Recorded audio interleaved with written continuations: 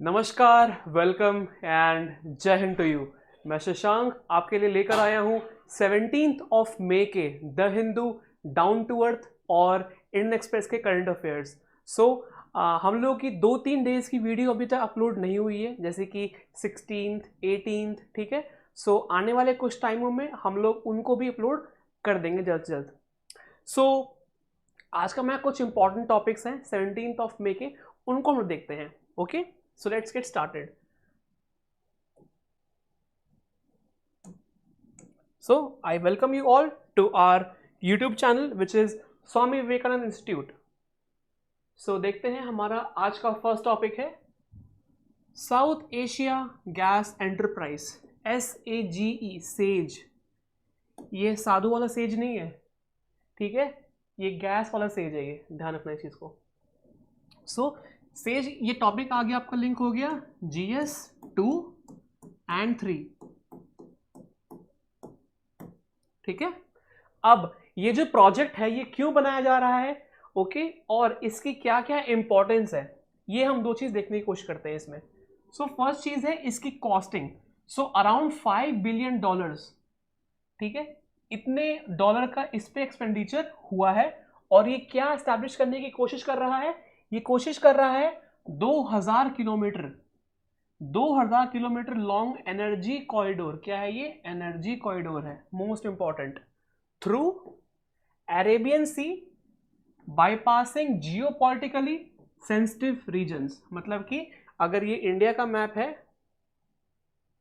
ठीक है, जो यहां वाला रीजन है, यहां से हम लोग ये चीज को पास करके साउथ एशिया गैस एंटरप्राइज को यहां पे हम लोग इंस्टॉल करने वाले हैं, ठीक है। देखते हैं, नेक्स्ट है द पाइपलाइन। ये जो इंस्टॉल्ड पाइपलाइन होने वाली है, ये एनुअल सेविंग में बहुत काम करेगी। कैसे? देखते हैं कैसे। 7,000 करोड़ रुपए, ओके, 7,000 करोड़ रुपए हम लोग सेव कर सकते हैं just by installing this south Asian gas enterprise pipeline. कैसे? क्योंकि हम लोग जानते हैं कि हम लोग ईयरली बेसिस पे हम लोग जर्मनी से, इवन रशिया से, यूक्रेन से, मतलब क्या, अगर मैं आपको कहूं तो रशिया और यूरोपियन यूनियन, बेसिकली इन सबसे हम लोग गैस बहुत ज्यादा इंपोर्ट कराते हैं। हमारा जो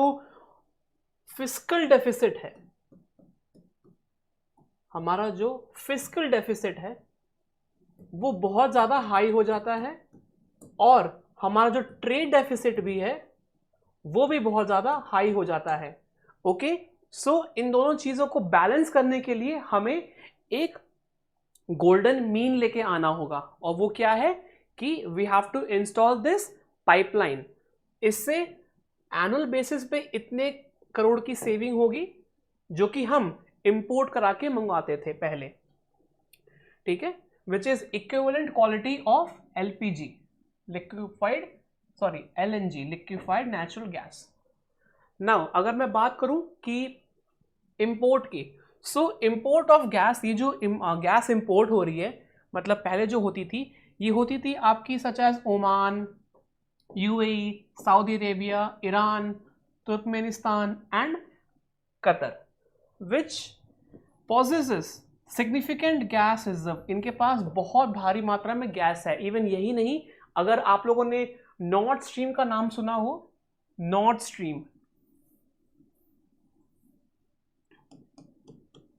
स्ट्रीम जो है 1 and 2, ये दो जो नॉर्थ स्ट्रीम है ना स्टूडेंट्स, ये आपकी रशिया से आई है, रशिया से होते हुए, और यहां पे कुछ जर्मनी है। जर्मनी में जाके ये इंस्टॉल्ड है। नॉर्थ स्ट्रीम 1 and 2 ये भी एक तरह की गैस पाइपलाइन है, ठीक है। आपसे क्वेश्चन में ये चीज पूछा जा सकता है क्या, कि what is South Asia gas enterprise and what are its motto, what are its goal. पहला गोल है कि to reduce the dependency on gases, okay, and by this we can save at least 7,000 crore rupees annually। कहने का मतलब कि हम लोग को क्या बोलते हैं, इम्पोर्ट हम लोग को अपना कम करना है, ताकि जो हम लोगों का सेल्फ रिलायंस है वो आगे आ सके। ठीक है, नाउ एक बार आप लोग इसका जल्दी से स्क्रीनशॉट ले लीजिएगा, फिर हम आगे बढ़ते हैं। और ये मैंने हिंदी में भी दिया है कंटेंट हमारे जो स्टूडेंट्स हैं हिंदी के, उनके लिए।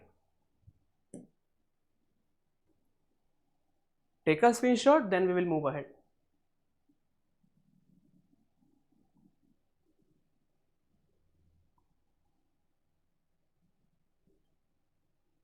ठीक है, नेक्स्ट देखते हैं। नेक्स्ट हमारा है कंटेंट जो कि लिंक हो रहा है GS2 एंड GS3। GS3 कैसे? GS3 आपका आ गया ये साइबर सिक्योरिटी में, और GS2 कैसे? ये आपका आ गया इंडियन पॉलिटी में। सो ये आपका दोनों टॉपिक में लिंक हो रहा है, जैसा कि आप लोग देख सकते हैं। न्यूज़ क्या आ रही है? न्यूज़ आ रही है कि आधार एनेबल्ड पेमेंट सिस्टम AEPS, इसके बारे में हम लोग जानेंगे आज की ये क्या है। सबसे पहले हम न्यूज़ पे आते हैं कि न्यूज़ क्या कह रही है। न्यूज़ कह रही है कि जो स्कैमर्स हैं ना, बहुत सारे जो स्कैम करते हैं, स्पैम करते हैं ऑनलाइन प्लेटफॉर्म्स पर, ठीक है, जो स्कैमर्स हैं वो यूज़ कर रहे हैं लीक्ड बायोमेट्रिक डिटेल, मतलब कि जो फिंगरप्रिंट्स होती है उनको हम लोग बोलते हैं बायोमेट्रिक डिटेल्स। जैसे कि आपका आई का हो गया, आई में हमारी आइरिस होती है जिसको आइरिस स्कैन भी बोलते हैं, आइरिस स्कैन हो गया, फिंगरप्रिंट हो गया। सो ये सब क्या है? This comes under your biometric details. Now अब जो स्कैमर्स हैं वो क्या कर रहे हैं, वो लोग in order to get the fingerprint लेने के लिए वो लोग सिलिकॉन का कुछ चिप लगा दे रहे हैं हाथों पे, और उससे क्या हो रहा है कि एक्चुअल में जो फिंगरप्रिंट है वो उस पर छपके आ जा रही है। ठीक है, सो सिलिकॉन थम्स का यूज कर रहे हैं, bypassing the need for the OTPs to siphon the money from users bank account. देखिए कितना ज्यादा बड़ा ये मतलब फ्रॉड आजकल चल रहा है कि स्कैमर्स बायोमेट्रिक डिटेल्स का यूज करके बैंक में जितना भी पैसा है उसको निकाल ले रहे हैं। So we have to create an awareness here that this should stop. Okay, now ये तो आ गई न्यूज। अब देखते हैं कि हमारा कंटेंट क्या है जो एग्जाम के लिए इंपॉर्टेंट है। So first content is what is AEPS। So AEPS stands for Aadhaar enabled payment services. ठीक है, आधार एनेबल्ड पेमेंट सर्विसेज। ये एक तरह का क्या है? ये एक तरह का आपका बैंक लेड मॉडल है। क्या है ये? This is your bank led model. इसको बैंक ने इनिशिएट किया है। ओके, जो कि क्या करता है? It allows online financial transactions. जो भी आप ऑनलाइन ट्रांजैक्शंस करते हैं ना, जैसे कि फोन पे, गूगल पे, पेटीएम, ठीक है, so online financial transactions at point of sale POS and micro ATMs through the business correspondent of any bank using Aadhaar authentication। ये देखिए जो AEPS का जो मेन मोटो है वो क्या है? पहला चीज कि ये बैंक लेड मॉडल है, इसको बैंक द्वारा इसको इस्टेब्लिश किया गया है। दूसरी चीज ये क्या करता है? ये अलाउ करता है कोई भी फाइनेंशियल ट्रांजैक्शन को, जो भी हम कार्ड से करते हैं, फोन पे से करते हैं, UPI से करते हैं ना, सो उनको ये अलाउ करता है through business correspondent of any bank using Aadhaar authentification. मतलब कि यहां पे भी अब आधार का रोल आएगा। ठीक है, now the model removes the need for OTPs। ये जो मॉडल है ना, ये वाला विच इज AEPS मॉडल, ये क्या करता है कि इसको OTP नहीं चाहिए। ठीक है, क्या चाहिए इसको OTP भी नहीं चाहिए, इसको बैंक अकाउंट डिटेल्स भी नहीं चाहिए, और इसको अदर फाइनेंशियल इंफॉर्मेशन भी नहीं चाहिए। So basically this need only the Aadhaar authentification. Now it allows fund transfers using only the bank name. सिर्फ बैंक नेम से ही ये हो जाता है। Aadhaar number and fingerprint capture during the Aadhaar enrolment. आप लोगों ने कभी ना कभी अपना आधार कार्ड जरूर बनवाया होगा, है ना, उसमें सबकी अच्छी फोटो भी आती है। ठीक है, तो उसमें आई स्कैन हो गया, फिंगरप्रिंट हो गया, वो सब की डिटेल्स हमने ली थी एक बार। सो उसी की बात हो रही है। According to the National Payments Corporation of India which is NPCI, इसने ये कहा है कि it allows fund transfer using only banks name, Aadhaar number and fingerprint. ठीक है।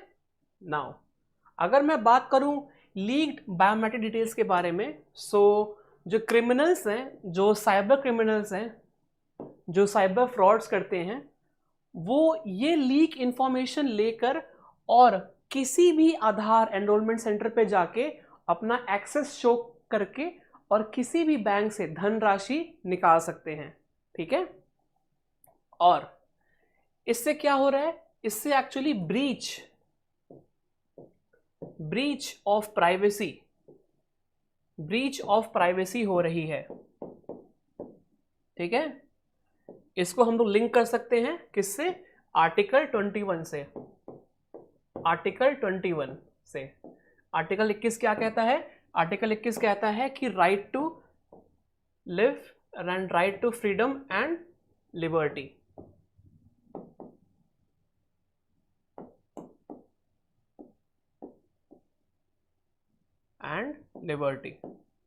ठीक है।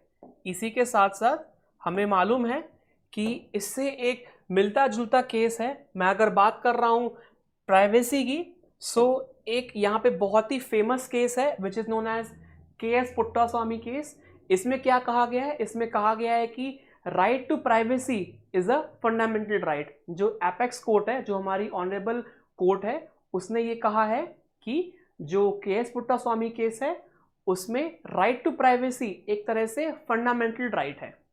ओके। नाउ सो ये बेसिकली न्यूज़ है। ठीक है। आप लोग को इन डेप्थ नहीं जाना कि फिंगरप्रिंट से क्या होता है, फिंगरप्रिंट लगाने पर कैसे ट्रांजैक्शन होती है। जस्ट ये चीज़ ध्यान रखिए कि एईपीएस क्या होता है और एईपीएस में क्या क्या रिक्वायरमेंट है, बस इतना को जानने अपने लिए बहुत इंपॉर्टेंट है। आप लोग अगर इतना जान जाएंगे तो बहुत अच्छा है। देखिए गाइस, क्या होता है ना कि न्यूज़पेपर में कंटेंट तो बहुत सारे आते हैं। ठीक है। पेपर आप लोग भी अपने घर पे रीड करते ही होंगे, ऑब्वियसली बात है। सो उसमें हर न्यूज़ काम की नहीं होती है ना। और हम लोग को मालूम होना चाहिए कि हमें क्या नहीं पढ़ना। जिसको ये मालूम है क्या नहीं पढ़ना, उसके लिए आधी रेस तो वैसे ही वो इंसान जीत चुका है। ठीक है। सो हम आप लोग के लिए कंटेंट लेकर आ रहे हैं, जो मेन कंटेंट है। आगे बढ़ते हैं। Take a screenshot then will move ahead.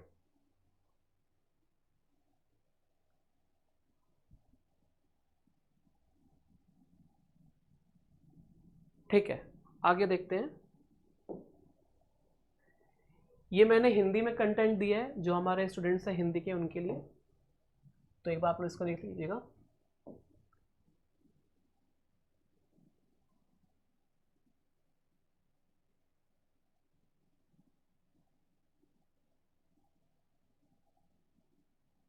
ठीक है, नेक्स्ट देखते हैं।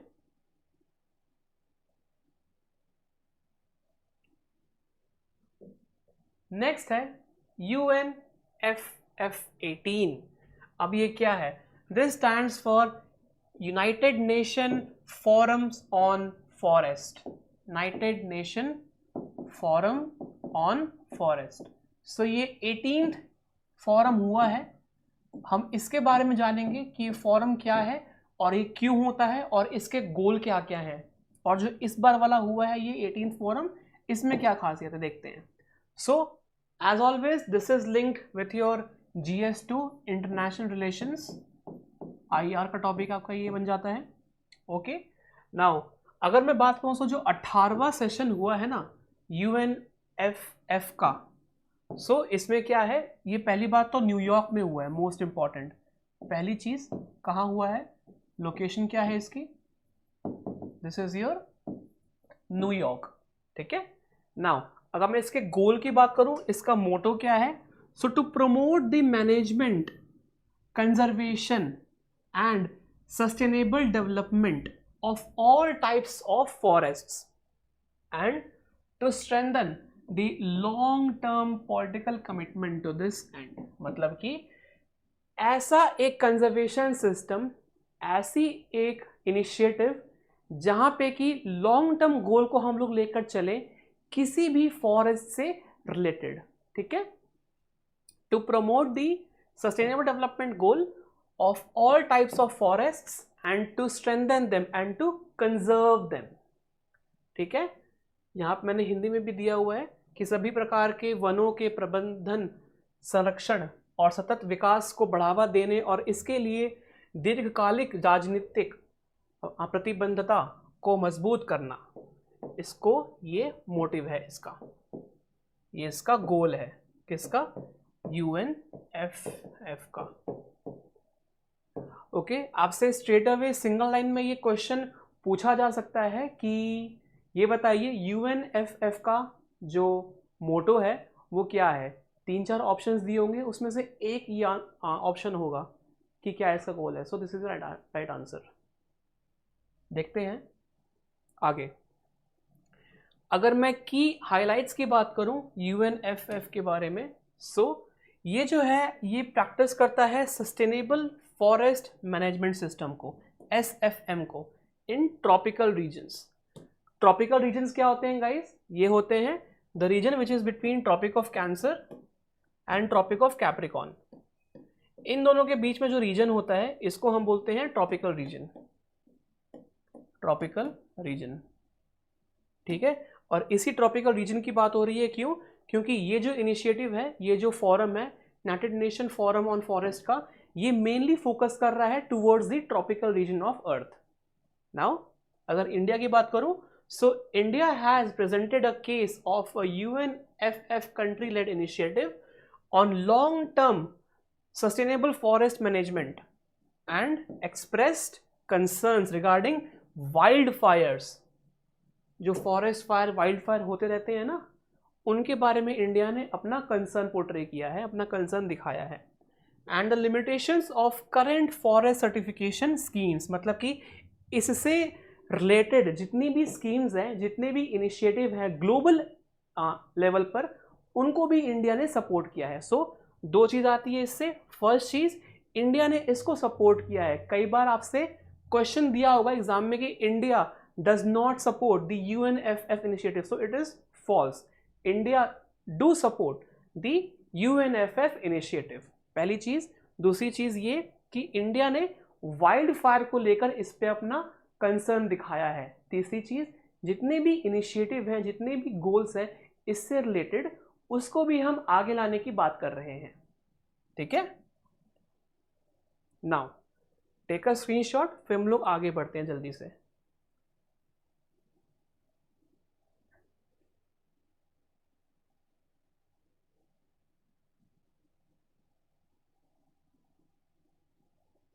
ठीक है, आगे बढ़ा जाए। पेंशन अदालत,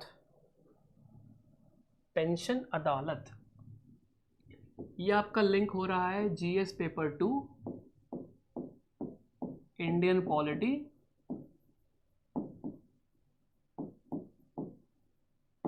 से, ठीक है। अब देखिए, अगर आप कोई भी इंडियन पॉलिटी की बुक उठाकर देखेंगे, चाहे वो लूसेंट हो चाहे कोई भी हो, सो उसमें कहीं भी इसके बारे में जिक्र नहीं किया हुआ।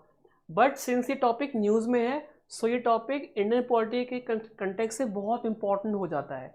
सो हम इसको पढ़ने की कोशिश करते हैं कि इसमें एक टॉपिक क्या दिया है आज। सो आज इस पे टॉपिक है डिपार्टमेंट ऑफ पेंशन जो है एंड पेंशनर्स वेलफेयर जो है, इसने एक सेट किया है all India pension Adalat, all India pension Adalat, AIPA, all India pension Adalat. किसके लिए? जितने भी इंडिया में long term over going cases हैं पेंशन से रिलेटेड, उन सब केसेस को सॉल्व करने के लिए ये all India pension Adalat India लेकर आई है to resolve the chronic pension cases. जितने भी इंडिया में केसेस हैं उनको रिजॉल्व करने के लिए as soon as possible.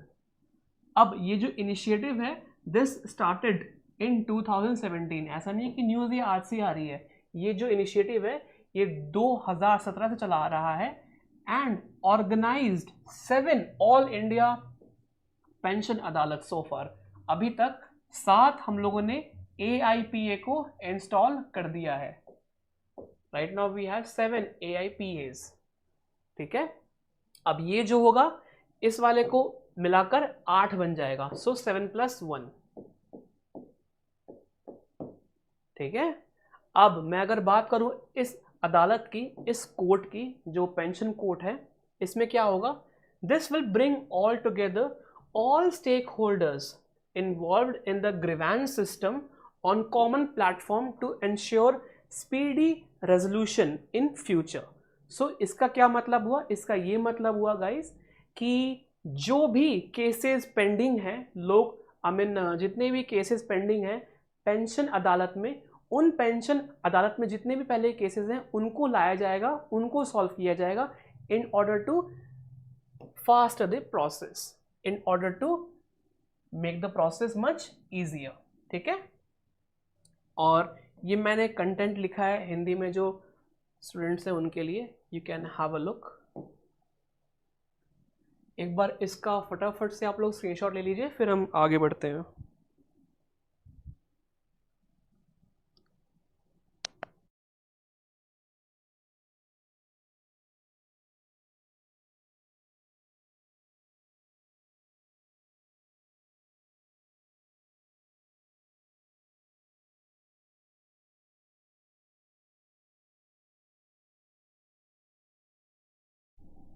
Alright, आगे बढ़ते हैं हम लोग। Land reclamation. अब ये जो टॉपिक निकल के आ रहा है आपका, ये आ रहा है GS3 से रिलेटेड, GS3 से related, which is your science and tech, science and tech and environment.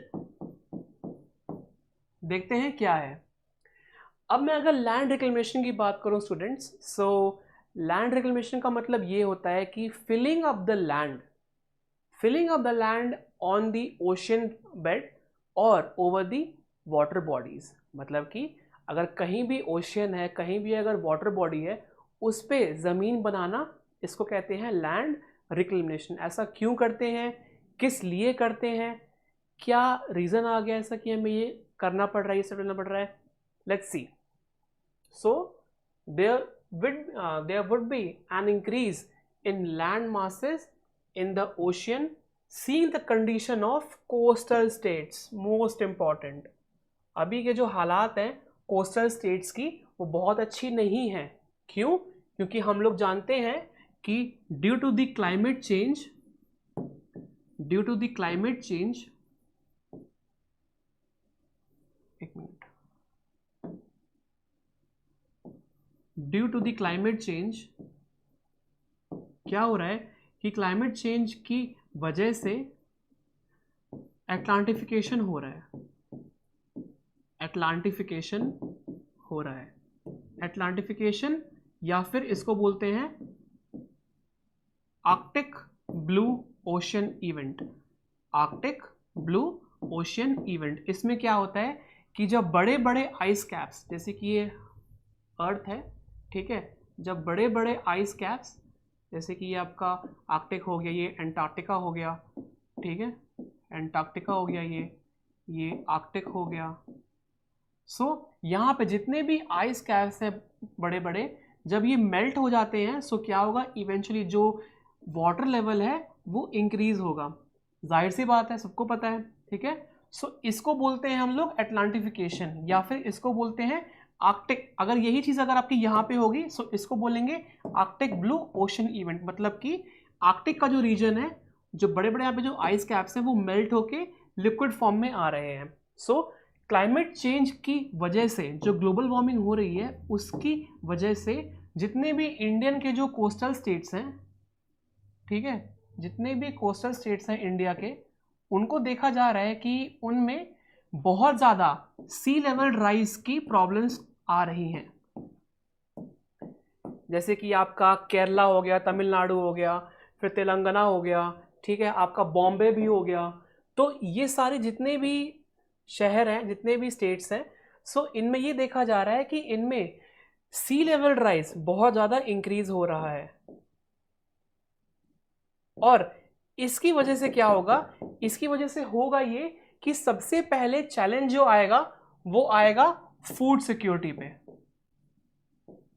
आप देखिए कोई भी चीज अगर लिंक हो रही है ना तो सीधा उसका इफेक्ट सबसे पहले फूड सिक्योरिटी पर आता है, सबसे पहले।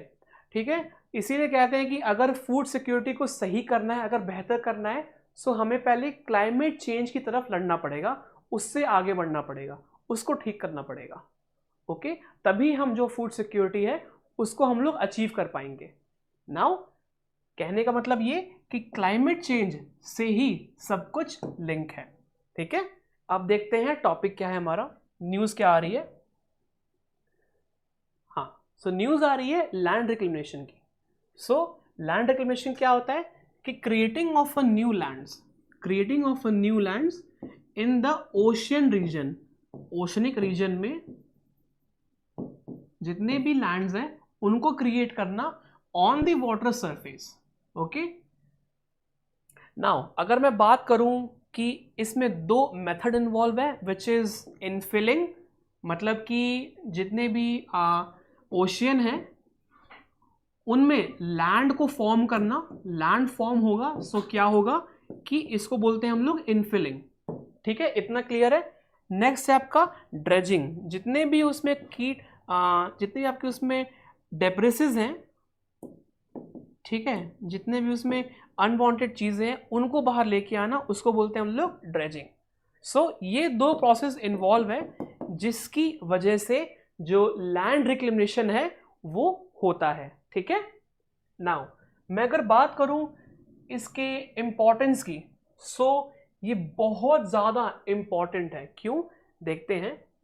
With the increased economic importance of coastal zones, coastal zones जो होते हैं गाइस, जो हमारे कोस्टल जोन्स है ना इंडिया में, जैसे कि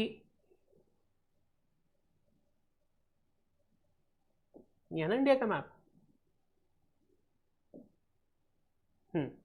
ठीक है। सो जितने भी हमारे कोस्टल जोन्स है ना इंडिया में, सो इनका ग्रेट इकोनॉमिक इम्पैक्ट होता है हमारे इंडिया के ऊपर। कैसे, क्योंकि these states are the one which have the capacity of marine production, of marine and animal husbandry, मतलब कि यहाँ पे फिशिंग की जो पोटेंशियल है वो as compare to all the states बहुत ज्यादा है।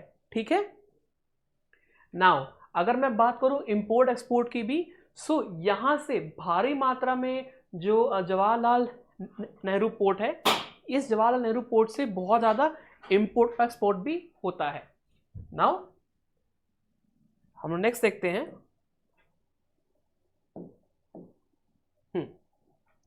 सो coastal zones, coastal land reclamation has become a global phenomena despite the considerable cost and the engineering challenges. ठीक है, सो अगर आपसे क्वेश्चन पूछा जाए कि what is land reclamation, so simply you will say that it means creating a new land, एक नया जमीन बनाना, उसको बोलते हैं लैंड रिक्लेमेशन। और क्यों करते हैं, हमने अभी अभी इसको देखा। इसका आप लोग जल्दी से स्क्रीनशॉट ले लीजिए, फिर हम आगे बढ़ते हैं।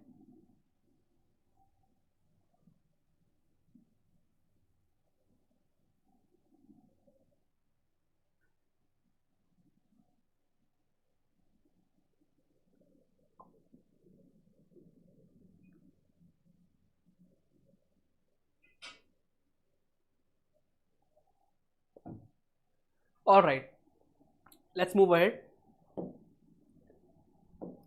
So next हमारा टॉपिक आ रहा है IOC से, which is Indian Ocean conference.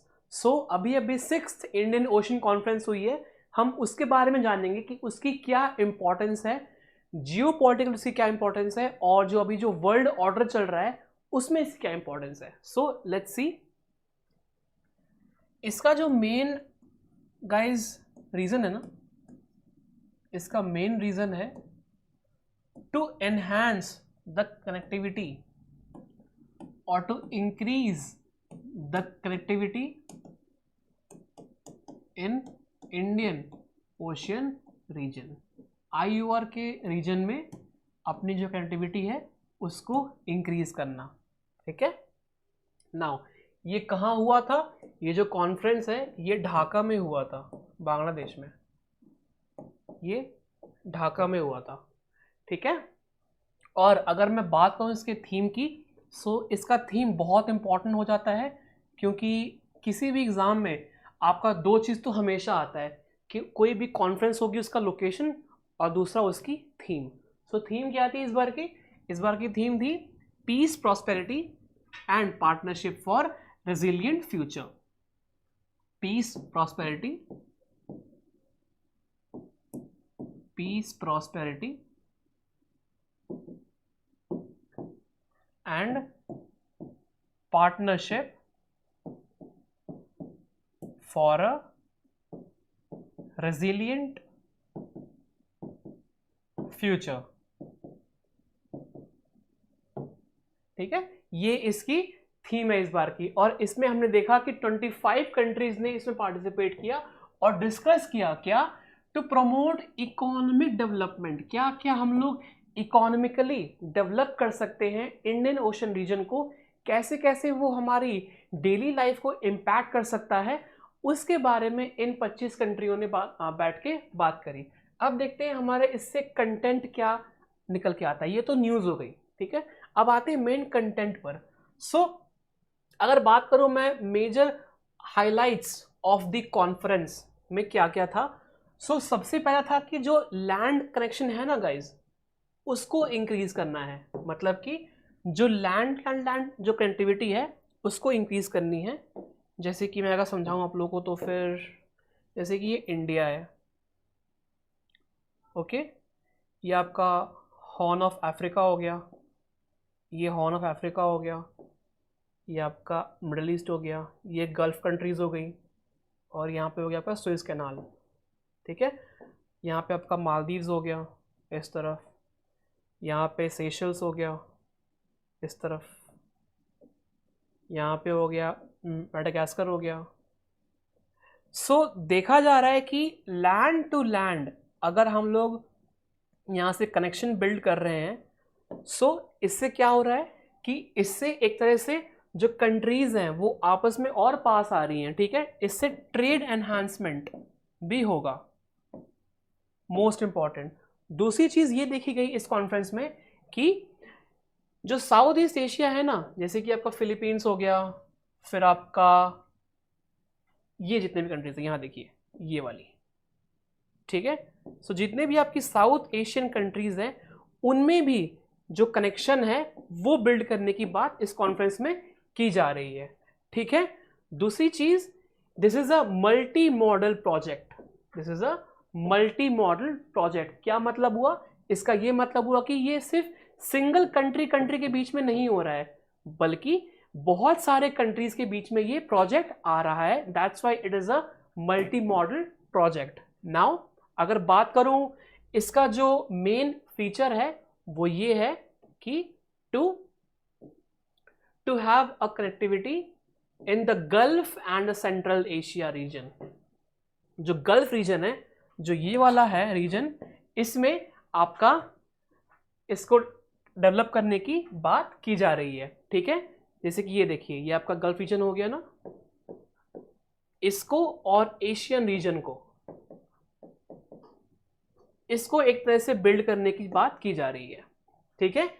अगर मैं बात करूं इंडियन ओशियन रीजन की, सो देखिए हर एक एक्शन का एक डिमांड होता है, हर एक जो एक्शन होता है उसका डिमांड होता है। इसका क्या डिमांड है, क्यों कंट्रीज अपना यहाँ पे फोकस इंक्रीज कर रही है, आइए समझते हैं।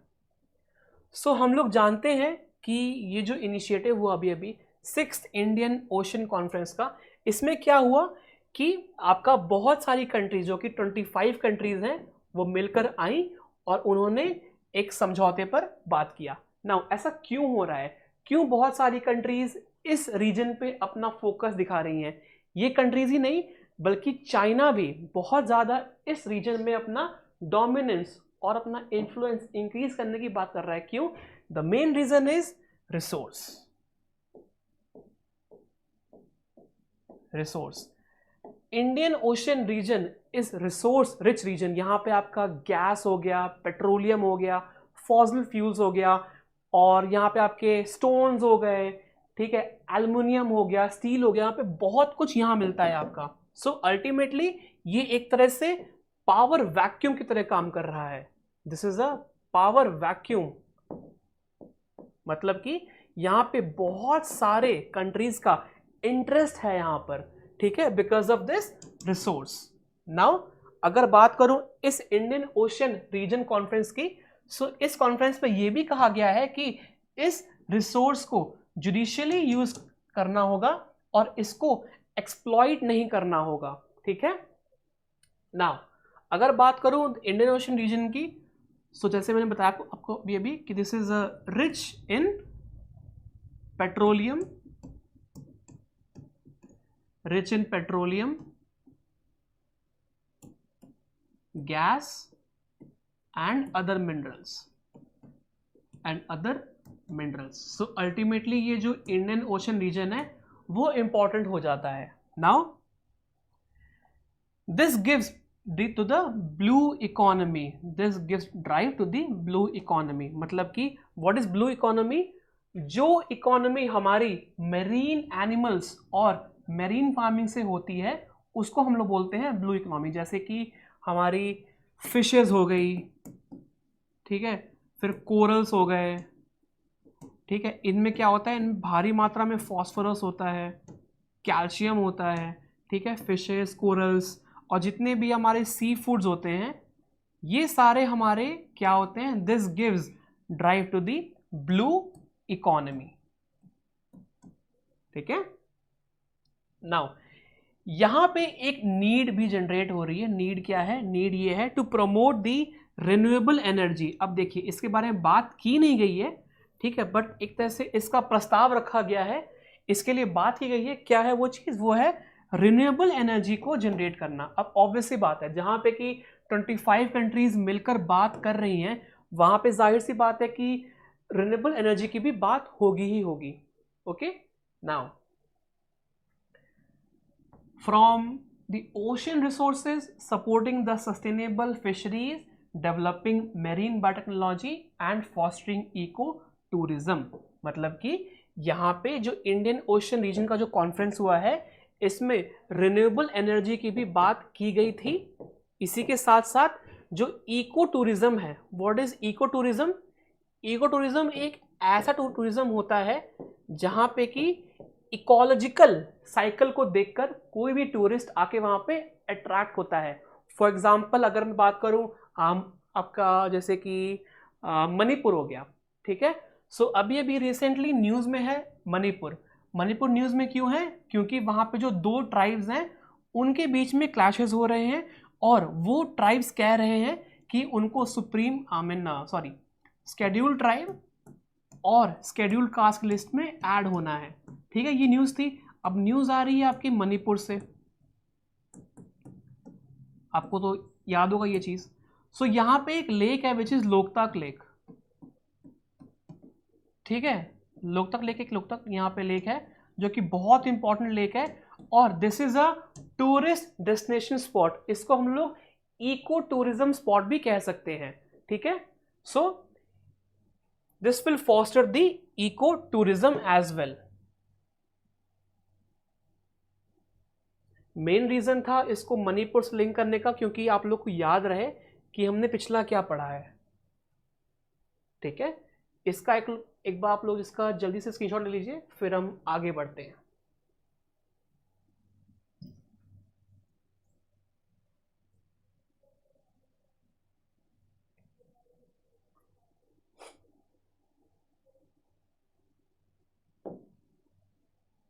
ये मैंने हिंदी में भी कुछ कंटेंट लिखा है जो हमारे हिंदी के स्टूडेंट्स हैं उनके लिए।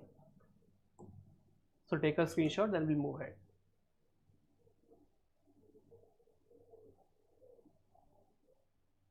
ठीक है, नेक्स्ट देखते हैं thawing permafrost in the Arctic and industrial contamination. So ये तो आपका न्यूज हो गया, thawing permafrost in the Arctic and industrial contamination. अब बात करते हैं इसमें कंटेंट क्या आता है। सो हमारे लिए कंटेंट काम का है परमाफ्रॉस्ट। परमाफ्रॉस्ट क्या होता है? आर्कटिक क्या होता है और इंडस्ट्रियल कंटामिनेशन क्या होता है। ये 3 हमारे लिए इंपॉर्टेंट बन गया, हम इन 3 पे फोकस करने वाले हैं। ठीक है, देखते हैं कि इन तीनों का क्या मतलब है।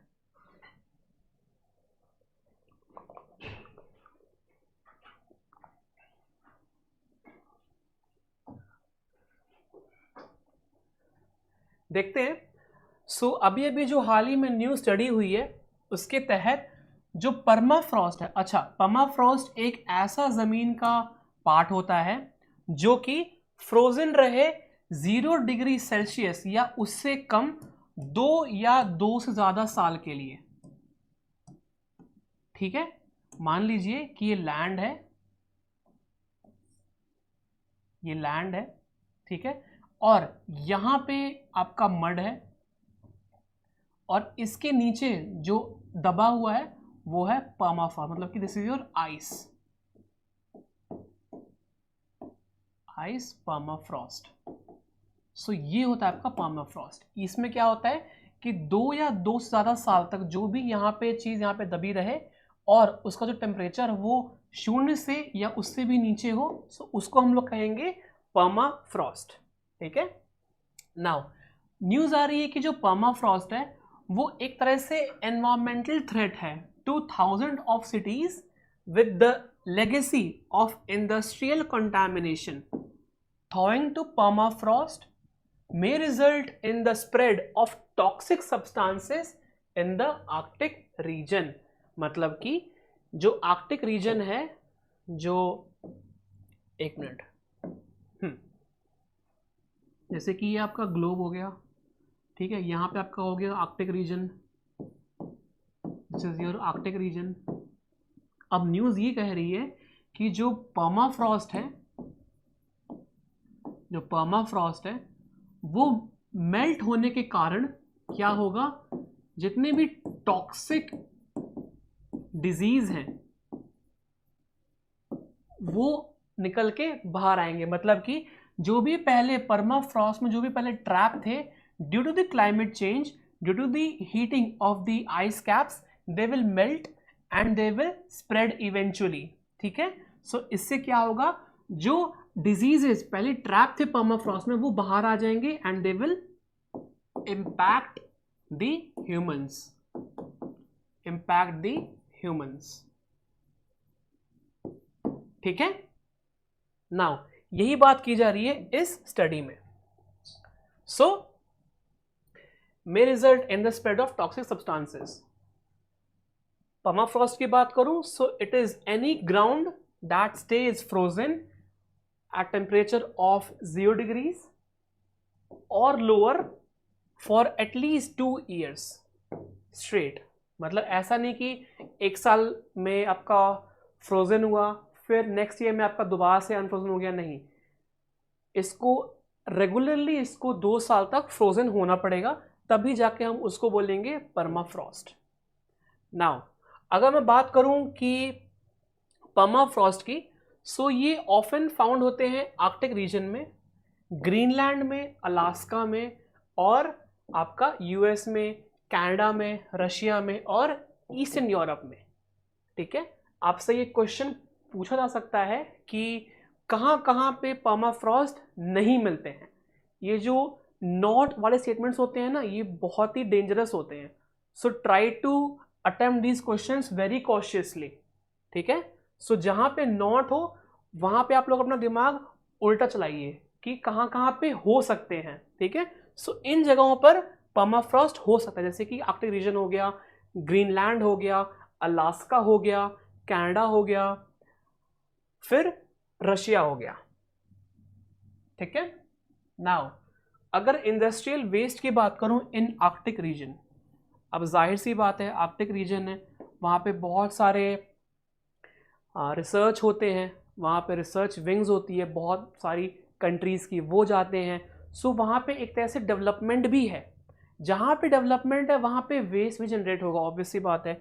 सो वहाँ पे जो इंडस्ट्रियल वेस्ट जनरेट हो रहा है, इसके कारण वहाँ पे जो ड्रिलिंग हो रही है, माइनिंग हो रही है वेस्ट की, ठीक है, वहाँ पे बहुत सारे टॉक्सिक सब्सटेंस भी निकल के आ रहे हैं, वहाँ पे हैवी मेटल्स भी देखने को मिले हैं। सो कहने का मतलब ये कि एक तरह से जो आर्कटिक रीजन है वो बहुत ज़्यादा पॉल्यूट हो चुका है, बहुत ज़्यादा वो पॉल्यूट हो चुका है। नाउ अगर बात करूँ मैं पर्माफ्रॉस्ट की, सो यही सब चीज़ें आगे जाकर मेल्ट होकर और हम ह्यूमंस को देखनी पड़ रही है। सो इसका एक गो क्या हो सकता है? इसका गो ये हो सकता है कि हमें जो डेवलपमेंट है वो ह्यूमंस को देखते हुए करनी चाहिए। कहने का मतलब ये कि जो भी हम लोग डेवलपमेंट कर रहे हैं ह्यूमन सिविलाइजेशन के लिए, so there should be a balance between development and ecology, या फिर मैं कहूं there should be a balance between economy and ecology. मतलब इतना भी नहीं डेवलप होना है कि हम अपनी इकोलॉजी को भूल जाएं, ठीक है। सो एक तरह का बैलेंस होना चाहिए यहां पे, ठीक है। अगर मैं एक मोस्ट डेंजरस इम्प्लीकेशन की बात करूं पर्माफ्रॉस्ट के बारे में, सो वो क्या है कि they release green house gases into the atmosphere. Most important point students, बहुत इंपॉर्टेंट पॉइंट है ये। जो ग्रीन हाउस गैसेज है वो रिलीज होती हैं एटमॉस्फेयर में due to the permafrost melting, ठीक है। सो ये कंटेंट है अबाउट दी पर्माफ्रॉस्ट। एक बार आप लोग इसका जल्दी से स्क्रीनशॉट ले लीजिए, फिर हम आगे बढ़ते हैं।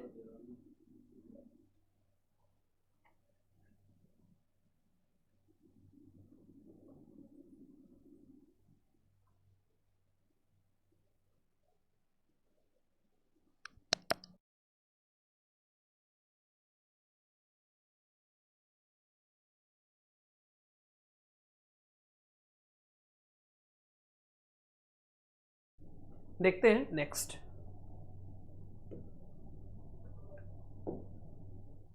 ये मैंने हिंदी में लिखा है, जो हमारे स्टूडेंट्स हैं हिंदी के लिए उनके लिए। सो एक बार आप लोग इसको रेफर कर लीजिएगा।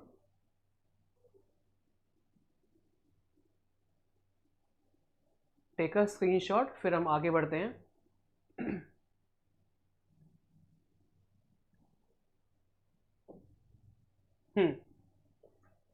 Indigenous dengue vaccine trials in India.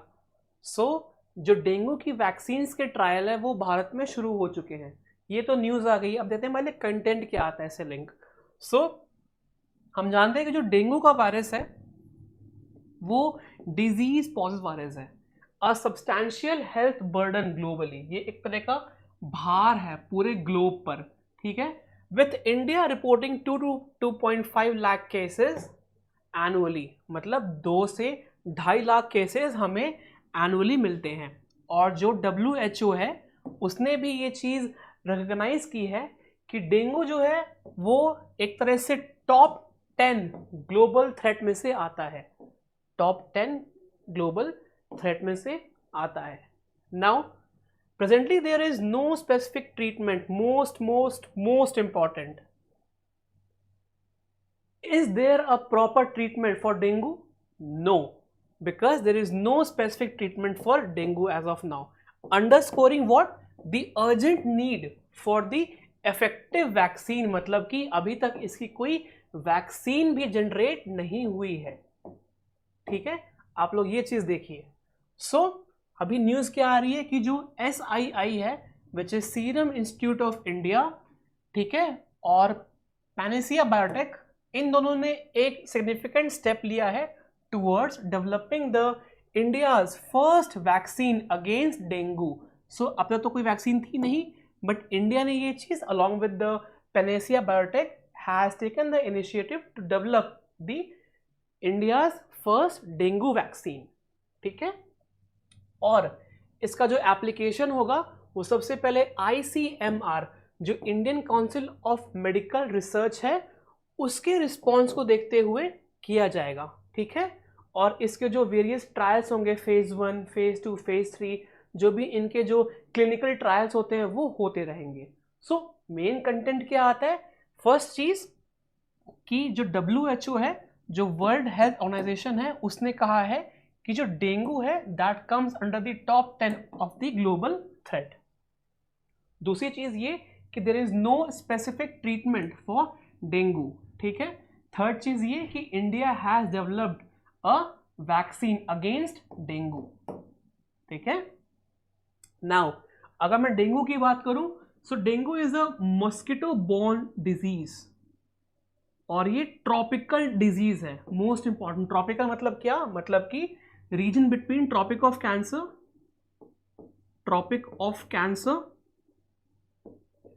And Tropic of Capricorn.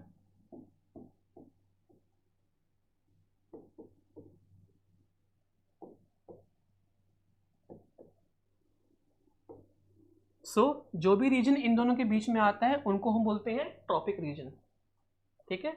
और ये जो मॉस्किटो बॉर्न डिजीज है, जो डेंगू है, ये हमेशा ट्रॉपिकल रीजन्स में होती है, कॉज बाय डेंगू वायरस, ठीक है।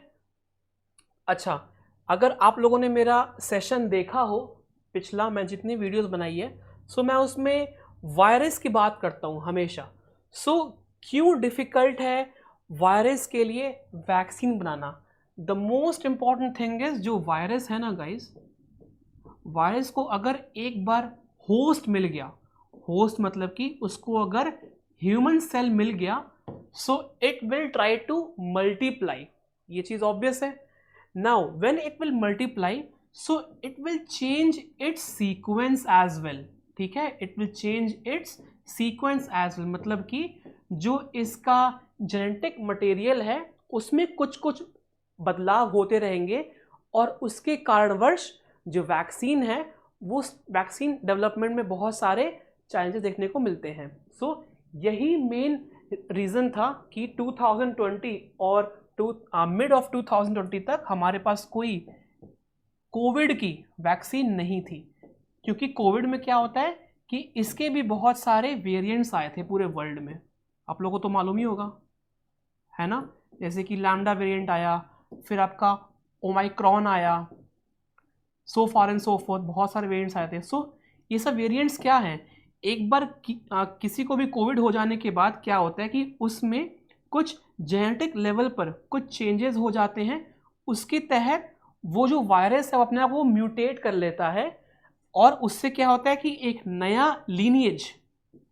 जो नया लीनिएज है वो निकल के आता है। सो ऐसे कितने सारे वेरिएंट्स होंगे, तो सबके लिए तो वैक्सीन अब होगी नहीं, वैक्सीन किसी भी एक चीज के लिए होगी, बट जो वायरस होता है वो मल्टीप्लाई करता है, वो अपना जो सीक्वेंस है वो चेंज करता रहता है। सो इसीलिए जो बहुत सारे वायरस होते हैं उनके लिए वैक्सीन डेवलपमेंट एक चैलेंज है। सो यहां से एक आपका क्वेश्चन आ सकता है कि as compare to a disease, the manufacturing of a vaccine for a virus is tough. So it is true, मतलब कि अगर मैं बात करूं किसी भी वायरस का वैक्सीन बनाने में बहुत दिक्कत आती है as compare to any disease, ठीक है।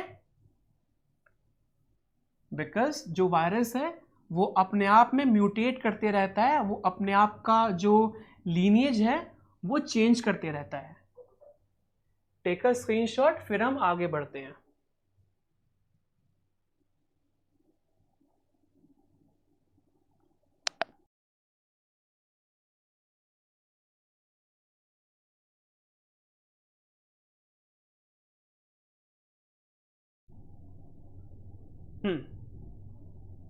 ठीक है।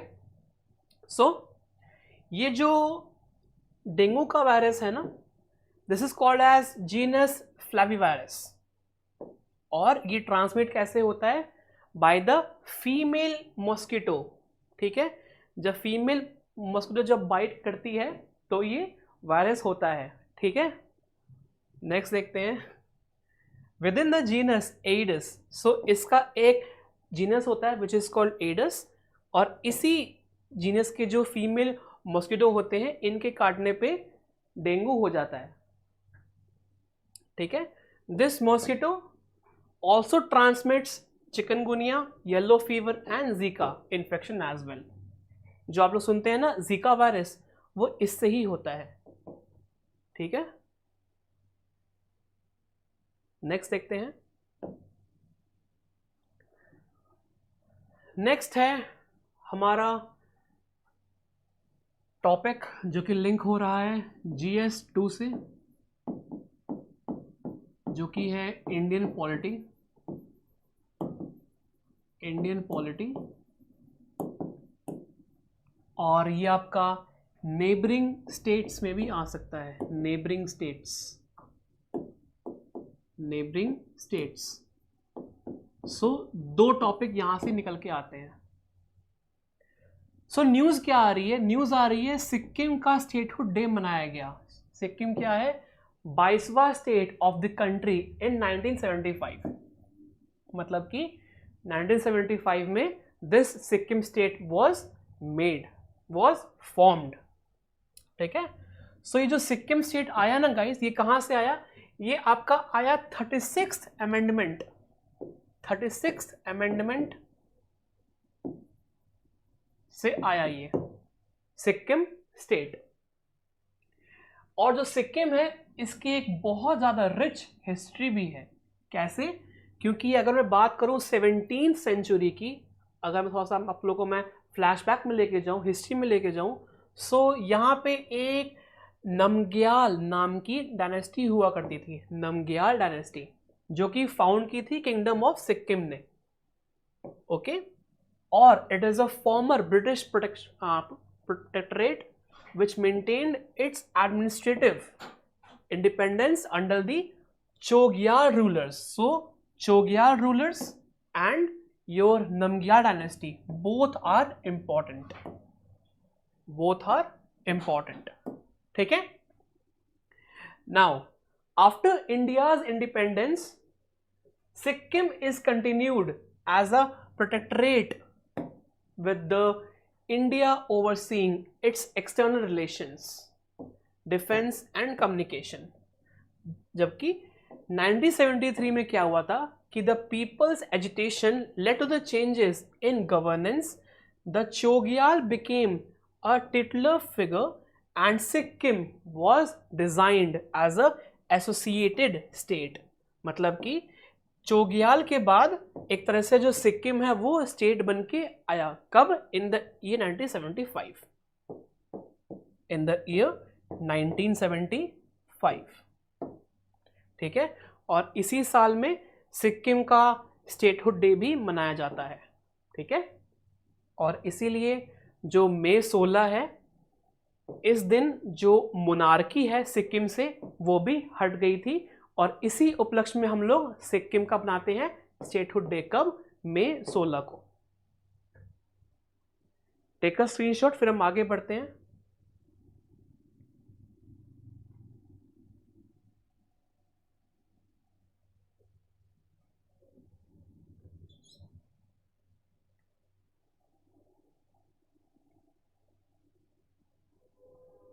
Alright, let's move ahead. Okay, last हमारे पास है आज के क्विज। सो आप लोगों को मालूम है कि हम लोग डेली बेसिस पे क्विज भी करते हैं, practice. So quiz for 17th May. So 17th May के कुछ क्विज हैं, देखते हैं। सो युगे युगन भारत नेशनल म्यूजियम,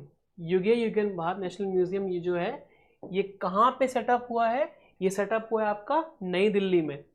सो जो लोग वीडियो देख रहे हैं न्यू दिल्ली से, they can go and visit this museum. ठीक है, now option B is the answer.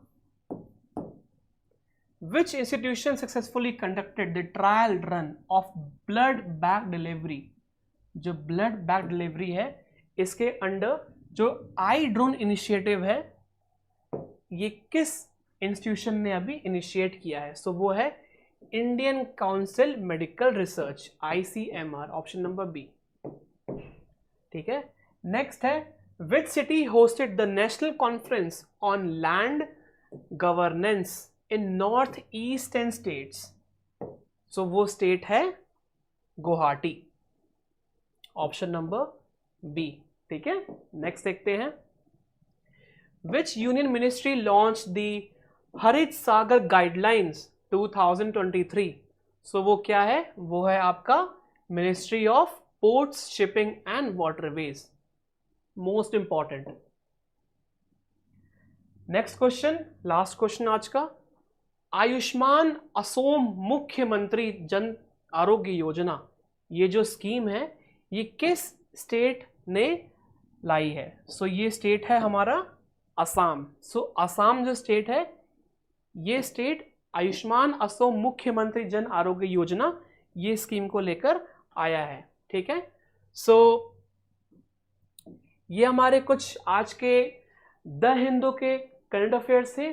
I hope कि आप लोग को ये वीडियो अच्छी लगी होगी। अगर अच्छी लगी है so please give a like, subscribe to the channel and share this video with your friends. Okay, so हम लोग फिर मिलते हैं अपनी नेक्स्ट वीडियो में आप लोग के साथ। एंड तब तक के लिए keep on studying, keep on revising and जय हिंद।